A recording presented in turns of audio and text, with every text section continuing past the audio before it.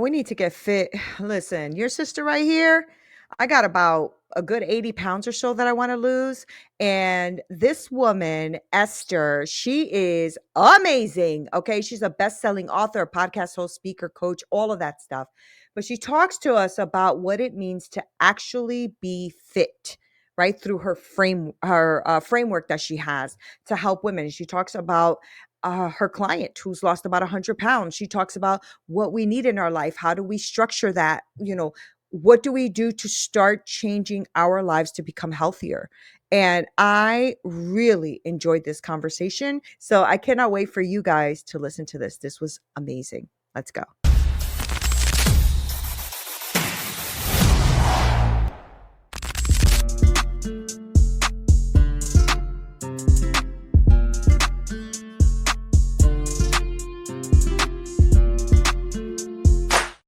What up, y'all? This is Neena Perez, and this is Straight Talk, No Sugar Added. I wanted to thank you guys so much because I was looking at my numbers and I cannot believe you guys. You guys are amazing. So I have about 160, 70,000, views on YouTube. I got about 120,000 downloads going on. You guys are killing it. And so I want to thank you so much for that because I find the best humans on the planet to come on here to grow, challenge, and transform your thinking. Now, before we go ahead and get started, make sure you like, share, subscribe. You know the drill, y'all. Just get it done.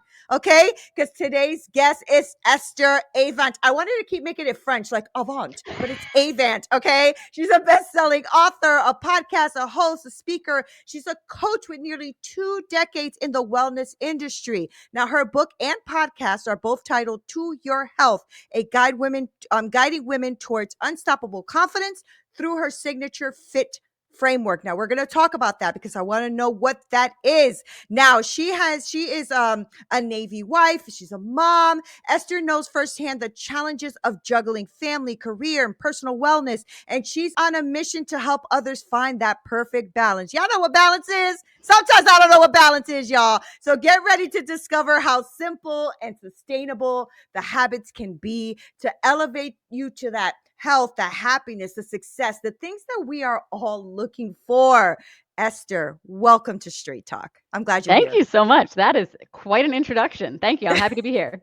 Yeah, I'm glad you're here. I think it's super important, like, especially, maybe in I would say the last couple of years, but really the last year, I've been digging into what is health and why is that important and what I wanted in my life and how do I change my program, Esther, because I have a terrible program running for emotions to sugar, running, boredom, sugar, like everything was things that are not healthy for me, right? But now I'm getting older, right? I'm 52. And everything's happening, Esther. Everything, right? So I want to dig into your brain on all of what fit means and all that. But before we get started, I want to know more about who you are. So who are you? Who are you, Chica? Who are you?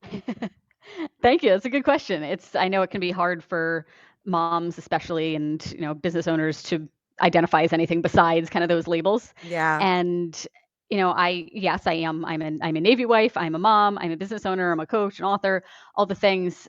But at the end of the day, I'm just a person. I want to do some good in the world. I want to Yeah. have healthy relationships. I want to feel good. I want to look good. I want to, feel like I've made the most with the time that I have. So I'm based in San Mm. Diego and looking forward to some upcoming travel to Hawaii and to Maine. Mm. And my son is in kindergarten. He's playing baseball. My husband's about to deploy, and I like to exercise. I like to be outside. I like to try new restaurants. I like to meet new people. I like to read. That's kind of me in a nutshell. That's so good. That's so good, right? And that's so hard too because hubby's deploying, right? How long is he gone for? It'll be about 6 or 7 months. Yeah, that's a long time, Yeah, right? it's a while.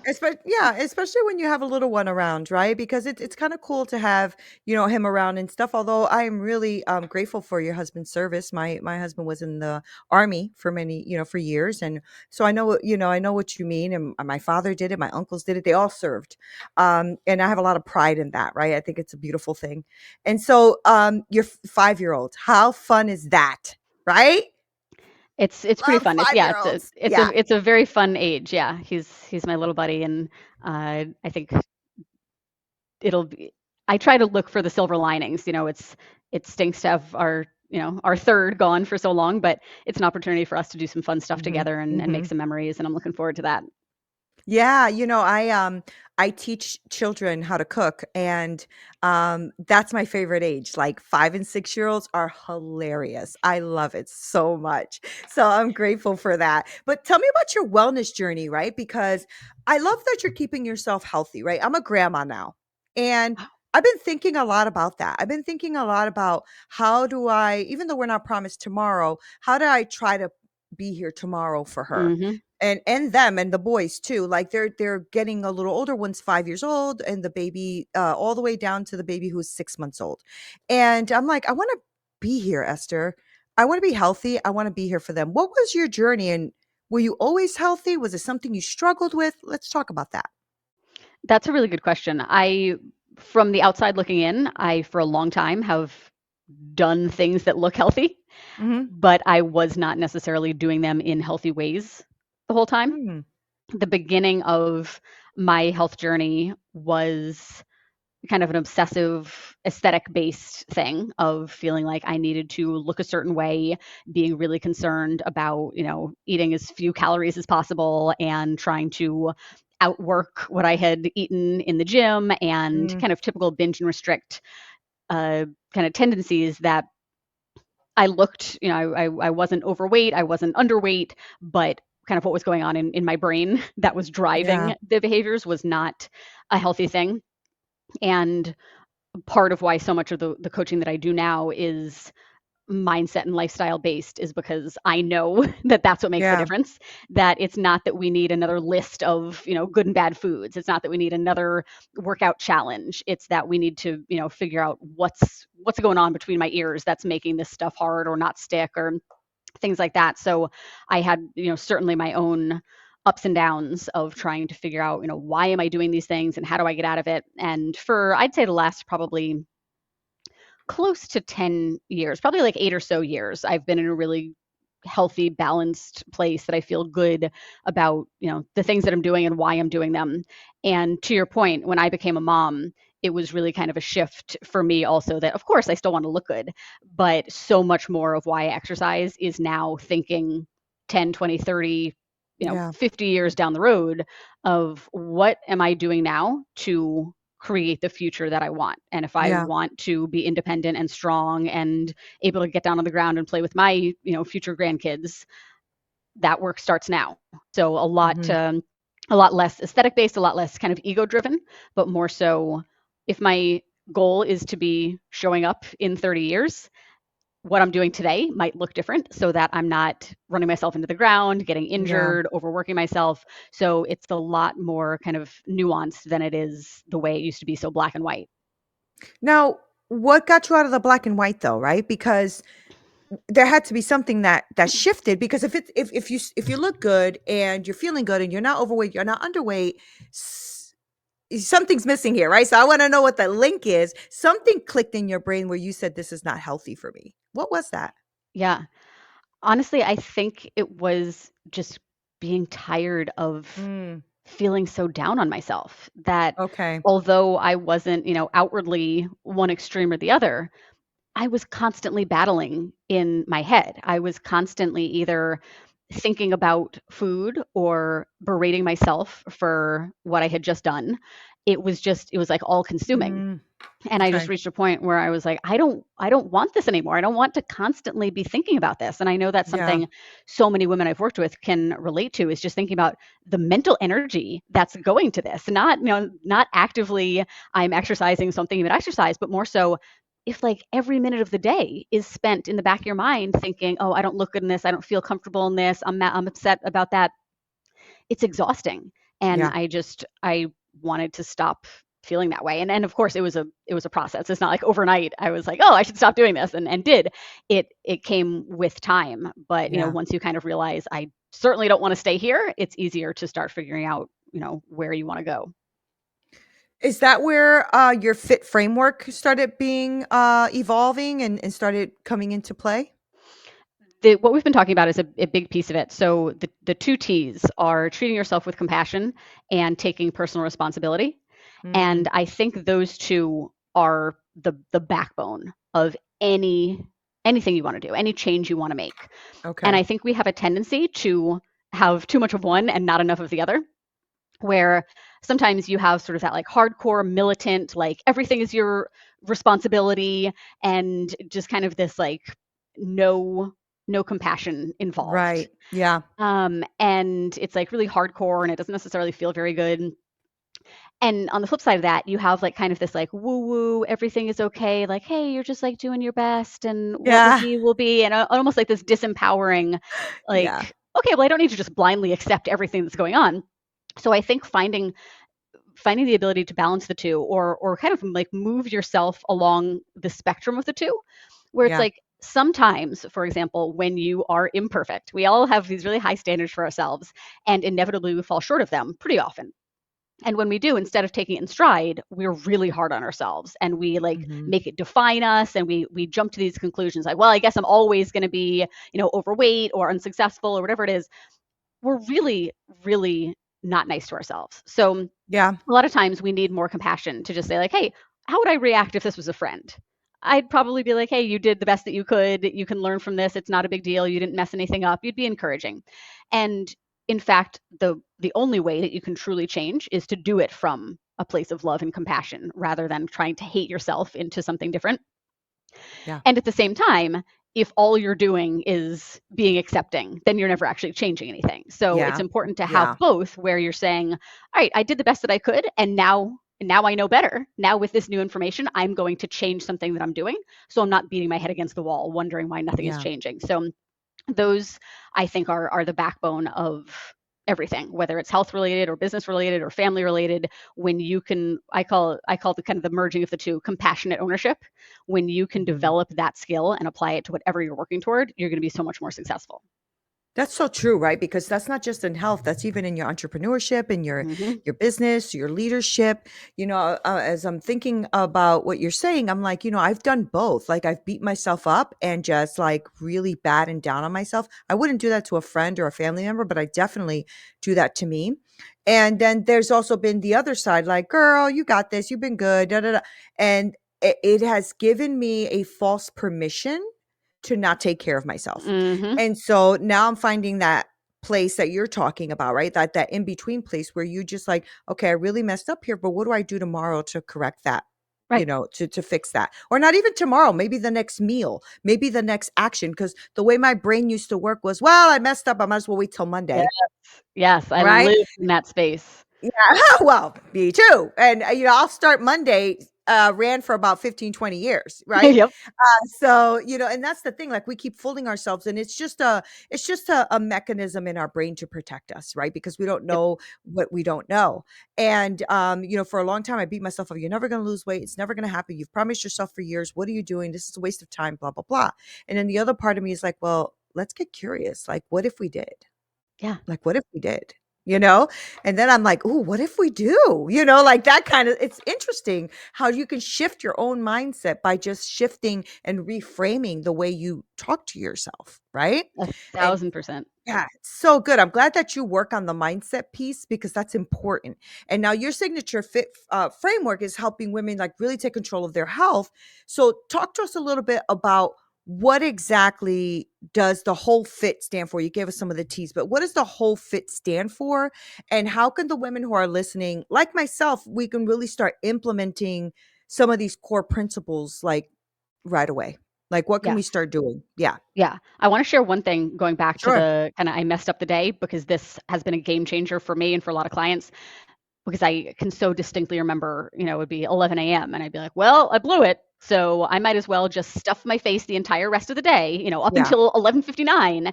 And then tomorrow I'm going to be so perfect and I'm never going to do this again.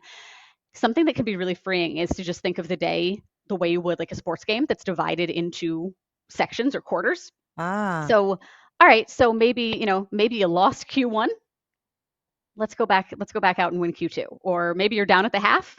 There's still a half a game left. Like you can go out and, It's so good. do Great your way to think best about it. and still end Yeah. on a good note, right? Like you still, calorically, maybe you still overeat, but like the way you feel at the end of the day is drastically different. So if that's something Yeah. that you were struggling with, try that out.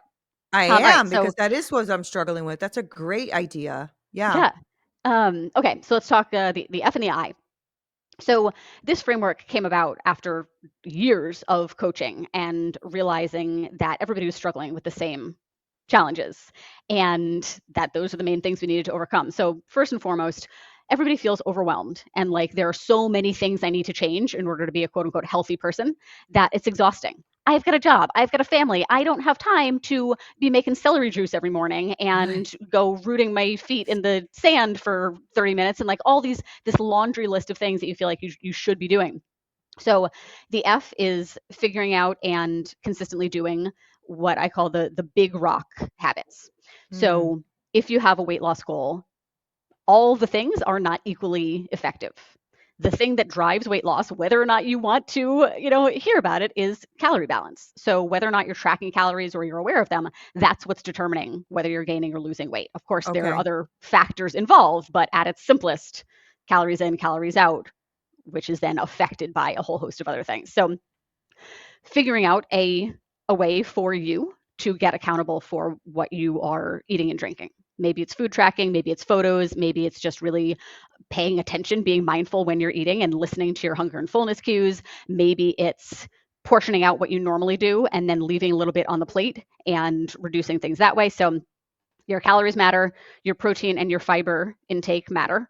Trying to prioritize those is going to help with muscle retention, satiety, overall nutrient density of your diet. And you'll notice what I don't mention there is I'm not saying you need to be counting carbs. I'm not saying you need to be fasting. You need to be eating 6 small meals a day. Those are, I call them like pebbles in sand. Mm. You, it would take a lot of pebbles and sand to make an impact. Or you can take the big rocks and you can focus on those. That's what's going to generate the majority of your results. So if Okay. all you're really focusing on is, can I maximize my protein? Where's my fiber source? If that's what you're focusing on, it's a lot less daunting than trying to do, 8, 9, 10 things at once. Exercise wise, big rocks, just daily general movement. Are you getting up and moving around throughout the day? Most of us spend our workday in front of a screen of some sort and then, go sit in a car, sit on a couch, lay in our beds. Are you making an intentional effort to get up and Yeah. move? I have a walking pad I often use. I try to take a walk around the neighborhood as I'm able. Are you carving out intentional ways to just move, outside of exercise?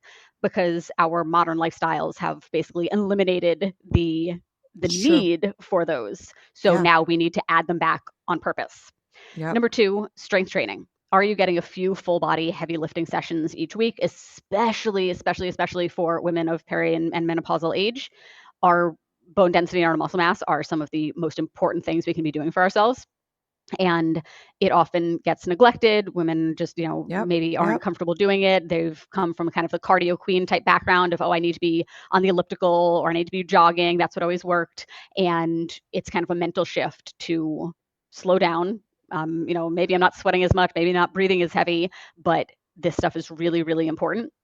But again, I'm not saying gym every single day of the week. I'm not saying for, hours and hours. What matters is that you're getting in some lifting a few times. And then the third big rock is your rest and recovery. That again, you're not driving yourself into the ground, burning the candle at Mm. both ends, and depleting yourself. You are working hard with intention, and then you're allowing your body to recover and benefit from what you've done. So things like cardio or kind of your maybe accessory workouts like a bar or Pilates, that's not that there's no place for those or that you can't do them or that you shouldn't or anything like that. It's just, first prioritize the big rocks and then with the available resources, time, energy, money, bandwidth, add in the other stuff that you enjoy. So, Okay. so that's the F is reduce the overwhelm by focusing on less, which allows you to do those things more consistently, and then they're gonna work better for you. And then the I is increasing your support system. So I know in my personal business building experience how stubborn I was, and I felt like I should be able to do this myself, and how long I spent trying to do just that Mm. with Girl, little preach. little to no success. Preach. And my husband for a long time was saying like, why don't you hire someone to help you? And I finally did and was like, goodness, why didn't I do this years ago? It just helps so much to have somebody who's It done the really thing does. and can say, Yes. here's the mistakes that you're going to make. I'm going to help you not make them. You're going to get there faster. You're going to get there with more enjoyment, and you're going to get there more, and you're going to be more successful when you do. Yeah. So, you know, recognizing that it's really a sign of strength and confidence to Yeah. ask for help, and it just expedites the process. Everybody has gaps in their skill sets. That's all this is. You know Yep. how to do something that I don't. I want to learn. Fastest way for me to learn is to learn from you. Yep. So not being afraid to do that, and then also looking at, kind of your peer to peer support. If you want to normalize a change in your lifestyle or a change in your behavior, it helps a lot to have people around Yeah. you who are already doing Yeah. that thing. So if you want to have a successful business, do you have any friends who have businesses? Do you want to maybe join a networking group or a mastermind where you get to be around that kind of energy, and you can bounce ideas off each other and celebrate and commiserate and things like that? Same thing with your health. Is everybody around you, sedentary and, doing crash diets that aren't going to work, but nobody's really doing it in a way that feels healthy or like it's going to last? There are people who are. So find those people, join an exercise group or a meetup group, or take a cooking class, or just something that gets you exposed to people who are already doing the thing, and helps you see that, if it's possible for them, it's possible for you. That's really, really good, right? Because, and that's why I always tell people too, like, I did the same thing you did, Esther. Oh my God, it took so long. It took so long because I'm so smart. I'm so Yes. smart. I could do this. Oh my gosh, it took forever. And then just the other day, I was talking to one of my clients, and she was telling me, she goes, Nina, what the heck? Where would I be right now without you? Because she goes, I hit these walls and you're just like right there to help me through them. And that's the thing, right? With like entrepreneurship, with weight loss, with health, all of that. If you don't have someone by your side that can help you, guide you, whether it's a coach, I don't know, a mentor, a teacher, a friend, whatever, you're going to hit a wall. And when you hit that wall, if you don't have anyone to pull you up and pull you through, you're going to give yourself excuses. You're going to put yourself down, and you're not going to do it. You're just not. I mean, if we could, then we wouldn't need each other, Esther. That's the thing, right? Right. That's So, exactly it. You yeah, would have done it by now. you would have done it by now, right? I would have done, girl. I would have been 120 by now. Okay, so yes, exactly. And I love that. I love that you have this framework, right? Because you're helping them understand that. Listen, why don't we get those big rocks in first? Let's get those things in solid in your life first, so that then we can add the other things you want to add, like the Pilates, like the extra Exactly. food, like the treats, like the whatever, right? Exactly. So Yep. I love that because I think we let me just speak for myself. I think what I do sometimes is I approach it as an all or nothing thing, Hmm. right? And so if I can't go to the gym every day, what am I paying for the gym for? Forget it. You know what I mean? Like that kind of mentality that's not helping me, right? And so I've been trying to really focus on that and shift that and change that. And amazing people like yourself who sent me like some, great workshops to look at and all that kind of stuff. Like it's time to I want to be healthy. I'm 52. It's just time. It's like there is no other time but now, right?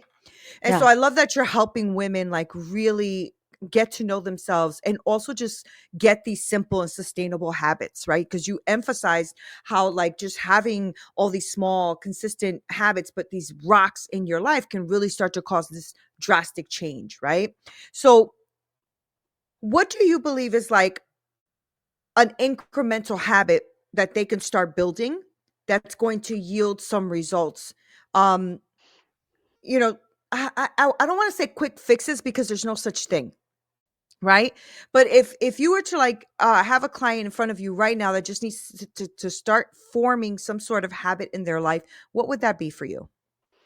Oh, that's such a great question. It's really interesting. So I've noticed there's kind of two, like, personality types. There are people who just really feel like, I need to go for the big kahuna. I need the thing that's going to be the most impactful, because if I don't see like a pretty immediate ROI, I know that I'm going to quit, like I always have. Mhm, And then there are mhm. people who are like, I have done the big kahuna a bunch of times and I always fall flat.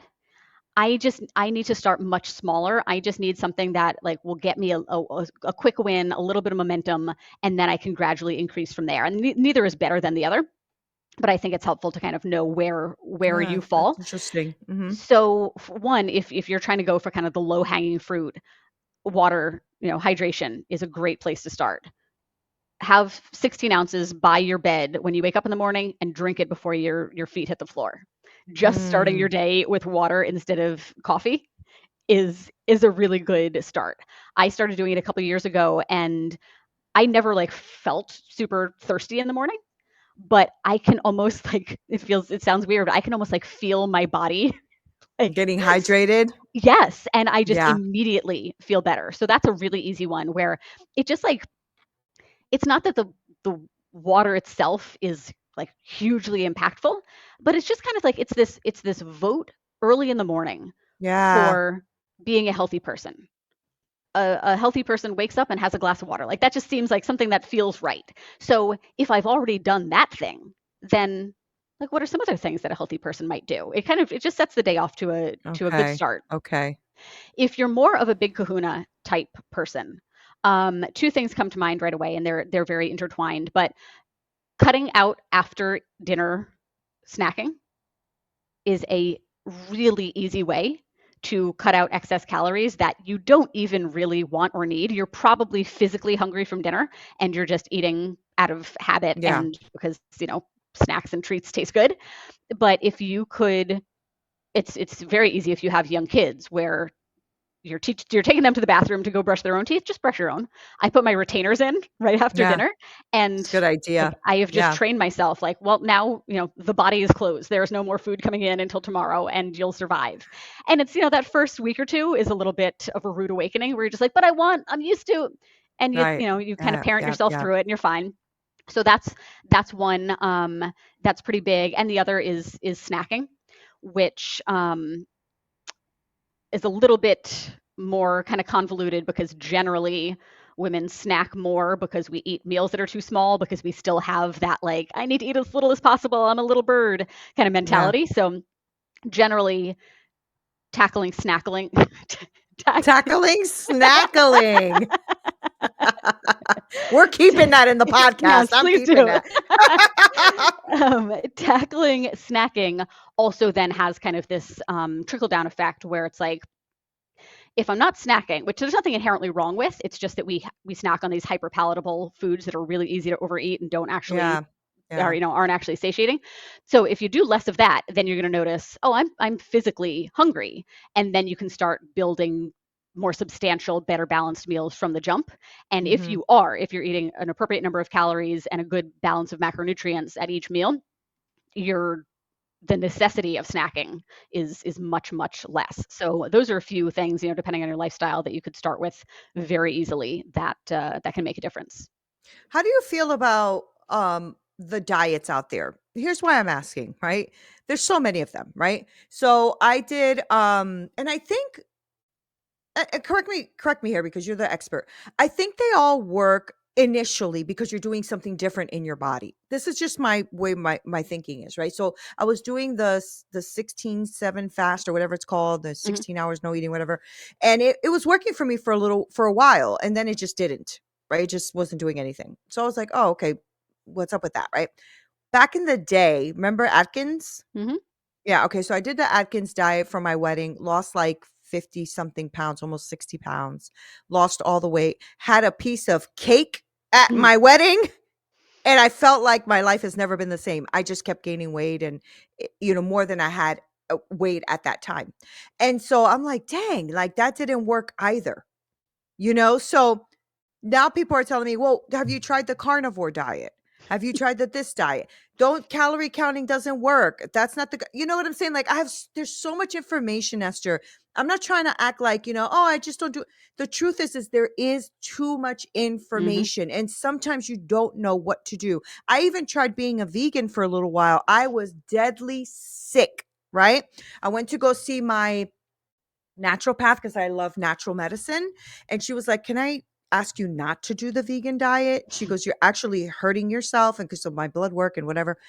So give me your advice on that. Give me your thought process on that as the expert here, right? Because there's a lot of different diets. There's keto, there's paleo, there's Mediterranean. There's so Esther, help a Yeah. sister out. No, you are absolutely right. And this is a big part of the problem is that it's so overwhelming and there's so much conflicting Oh, information that if you look at a vegan diet compared to a carnivore diet, like they are at complete odds. That a odds, carnivore is yeah. not eating anything that's a plant, and then the vegans are only eating plants, and anything extreme is probably not going to pan out very well. There's a That's what reason I that thought. That's what I thought. we are intended to eat a variety of foods and colors and types, because that's what helps our body thrive. It's not just calories, it's not just macros.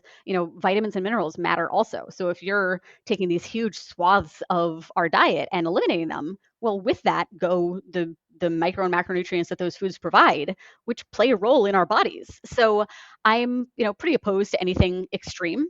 And I think what's so interesting is that people are so dogmatic about, their way.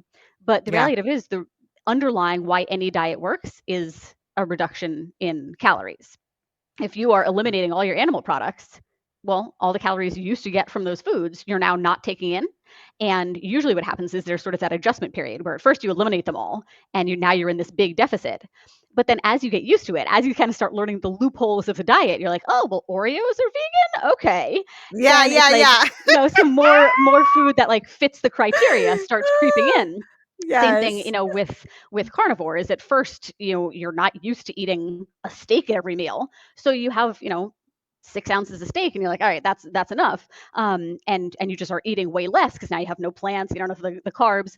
But at some point, your body gets used to eating so much steak, and now you want to eat more steak. So what used to be 6 ounces, you're like, well, if this is all I can eat today, I'm going to eat more of it. So Yeah. it ends up, our bodies want to maintain homeostasis. They want to figure out ways to balance the energy coming in with the energy coming out, just from an evolutionary standpoint. That it's not a good thing for our bodies to think we're in a famine. So whether it's increasing your hunger hormones so that now you want to eat more, or Mhm. reducing your Mhm. satiety hormones so now you want to eat more, or if it's down regulating your metabolic processes so that now you're expending less energy. One of the things you'll notice when you're dieting for a while and you're not taking in much energy is that you start to get pretty tired and lethargic, and you don't want Yeah. to do things. So now maybe you used to walk the dog more often, you used to, go out and socialize, just do stuff, you used to gesture like I am, and now you're kind of doing the bare minimum. You're like, I'm too tired to go for that walk, and I don't have it in me to flap my arms, and you just, Yeah. now you're expending less energy. So our body has lots of ways to kind of maintain the status quo. But at the end of the day, we although it's appealing, we do not need more rules. And that's why, a lot of the reason that people like following a diet is because it's very black and white. It's just very explicit. Can I do this or not? Is that good or is that bad? And Yeah, we like yeah. that we don't have to You're make right. decisions. And to an extent, that makes sense. We make decisions all day, every day, and we get tired of it. We have decision fatigue. And with that goes, depletions and willpower and things like that. But at the end of the day, you can't outsource the decision making about your health. You do need to Yeah. be in the driver's seat, and that means you making decisions based on what makes sense for you. So I'm a fan of, coming up with your own parameters or your own guidelines. For example, one of mine is I I don't eat after dinner. Now, I allow myself exceptions to that when I deem it worthy, but for the most part, it just eliminates the need for me to have a daily negotiation with myself after dinner of like, ooh, do I want something? Oh, should I not? I just don't think about it. That's a personal rule that benefits me. And because I created it, I get to decide when and if it changes. If it's no That's longer good. serving me, I That's can good. change it. So what I would encourage Yeah. you and your listeners to do is figure out what parameters would make it easier for me to eat and exercise and live in such a way that supports my goals without feeling like I am tied to this laundry list of rules that are pretty arbitrary and Mhm. don't even necessarily make sense, and that are making me feel kind of imprisoned rather than empowered. That's really good, right? Because that's exactly what you're talking about is empowering us to make that decision. I love that because a lot of times we don't feel empowered. This is why we struggle, right? Mhm. So I love that Mhm. you said that's I love the way you worded that because you said that's my rule. So it's my rule. And I love that. You just did something to my brain. My brain went okay, because I like to be in control. So that's a good thing. So tell me, I want to wrap up, but before we do, I do want to know give me a little a success story of one of your clients. I would love to hear a transformational story if you have one. And then I want to wrap up by having people know how to find you, how to work with you, because you're awesome. So just Oh, tell me thank you. about your client, how they transformed, and how we can find you. Yeah, I actually have a client I was talking to earlier today, a former client. She's an alumni now, and she actually personality wise reminds me a lot of you. She's just this like kind of firecracker, really high energy, really, social, extroverted. She started working with us, very, very unfortunately, the almost immediately after her husband passed of a sudden heart Mm, attack. And she, in her grief, realized I cannot continue my life the way I have been. I am now the sole parent of my teenage children, and they need me. They need me now more than ever, and they're going to need right. me in the future. And I cannot continue living the way I have been. And it's like making me emotional just to think about. She's now down over 100 pounds, and Wow. her, she had a very good relationship with her kids prior to that, but it's only improved every area of her life. She and her kids are so rock solid in their relationship. She's thriving in her career. She's happy with who she is. And of course, she will always be grieving the loss of her husband, but she has taken that and used it as a catalyst for this incredible positive change in her life. I And love it's it. just, it's so inspiring. I love that. Thank you for sharing that story. I have about 80 pounds myself that I want to lose, maybe even up to 100, but I know 80 is definitely the number I want to lose. So that inspires me. That's amazing, Esther. Thank you for that. How do people work with you? How do they find you? What does this look like? Tell us. Yeah, great question. Our coaching, I have a business partner. Our coaching business is called Made by Me Coaching. That's our website as well. And we have always been very relationship focused. We know, I like to think of each coaching client the way I would a sister, a best friend, or my mother, in terms of there's so much more to this person than the number on the scale. Yeah. Yes, we want to see that number go down. Yes, we want to reach these health goals and get, health markers back into a healthy place, but there's so much more to you than that. And our approach is very person first, that we know you have a family and you have a career, and that this is just part of what you're trying to do with your time. So we Yeah. really figure out how to take, the principles that we've been talking about and apply them to your unique life and circumstances in a way that helps you develop kind of the empowerment and the confidence we've been talking about. Not like, oh, yes, I'm losing weight, but it's just because I'm doing what they tell me to. More so, I'm losing weight with their guidance because I am doing what I need to become the person that I want to be. And as I do that, I develop this confidence and this mentality that, of course, I'm going to be able to maintain these results because this is just who I am now. So, yes, we provide exercise programming and we'll help you on the food front. But more than anything, we're diving into what's prevented you from being successful previously and how do we solve for those things. Yeah. And that's where the real progress comes from. Yeah, because there has to be a whole lifestyle change for life, right? So I love that. I love that you are doing what you're doing in the world, Esther. I love that you came on here. Thank you for sharing all of that. And thank you for giving us all these nuggets because there's a lot of nuggets to take away from this episode. So how do people find you, work with you? Like where do they go? Yeah, you can go to madebymecoaching.com/services to learn about coaching specifically. My book is called To Your Health, and you can find it on Amazon and wherever books are sold. And if you're a woman who feels like you've tried everything and you lose weight only to gain it back, and you've always kind of blamed, there must be something wrong with me, this book is for you. It's basically a companion guide of everything that we've been talking about, why stuff hasn't worked in the past, Yeah. breaking down, the framework that will help you be successful, the big rocks, getting your support system in place, the kind of intangible skills you need. So check that out. My podcast is also called To Your Health, and you can find out all the links to my social media and stuff at esteravant.com. Thank you so much for being here, Esther. I Thank you appreciate for you so having much. me. This was This awesome. is super fun. Guys, thank you so much. I love to give you guys people who are experts in their field because this is where your mind starts to work. And, for all of you who are entrepreneurs like me and Esther are, right? Like for me, I've always worried about the bottom line, the money, the ROI, the blah, blah, blah, blah, blah. And I never took care of me, right? And that's where now at 52, I sometimes feel like I'm behind the ball, but the best place to start is today. So I'm going to start today.